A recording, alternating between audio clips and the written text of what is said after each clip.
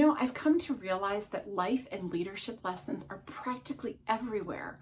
We just have to pay attention a little more when they present themselves. And this happened to me just the other day, so I wanted to hop on in case it resonates and helps you. This came from my son Peyton, which kids, by the way, are such a great source of leadership lessons if we pay attention to our interactions. So the other day, he was confiding in me that he's been feeling anxious lately. And I know there's a lot going on in the world. And so I said, I'm sorry to hear that. Is it general anxiousness, or is there something that seems to be driving your anxiety? And he said, Mom, I'm worried each and every day that when I wake up, Grandma's not going to be here anymore. And my heart sank a little bit. And I get where he's coming from. My mom has had a lot of health challenges lately, and it can be scary. And I wanted to acknowledge his feelings and say, I get it. And the reality is that none of us know how much time we have on this earth. Any one of us could be gone tomorrow. And to live with that fear and anxiety every day can be paralyzing. And so what could we maybe do instead?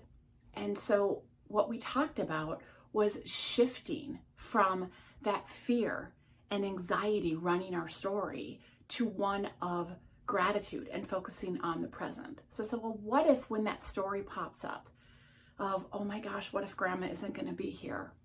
You shifted it to, I'm so thankful I get another day with her. I'm so thankful I have another opportunity for her to know how much I love her. And he said, yeah, that feels better. And it got me thinking, how often do we do that to ourselves? I know my thinking can get away from me, and I start worrying about what if this doesn't work, or what if this goes astray.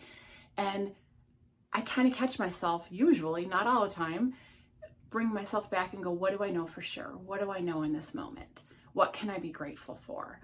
And I also have this conversation with a lot of the leaders that I coach. So I think that when we can do that, it is the focus of building a resiliency practice and of bringing calm into our interactions. So my challenge for you today is twofold. One, see if you can identify one of those self-limiting stories that causes you worry or anxiousness that kind of gets in your way, and see if you can try on a reframe and notice if it makes a difference for you. Just like my son went from worrying that Grandma won't be here to being thankful. And my second challenge or invitation for you is to put a little extra care and intention into one or more of your relationships today.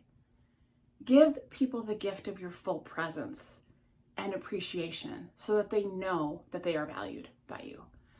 And I would love to hear from you what opens up for you as you put those into practice, and we can create a calmer, more resilient world and be in greater connection with each other.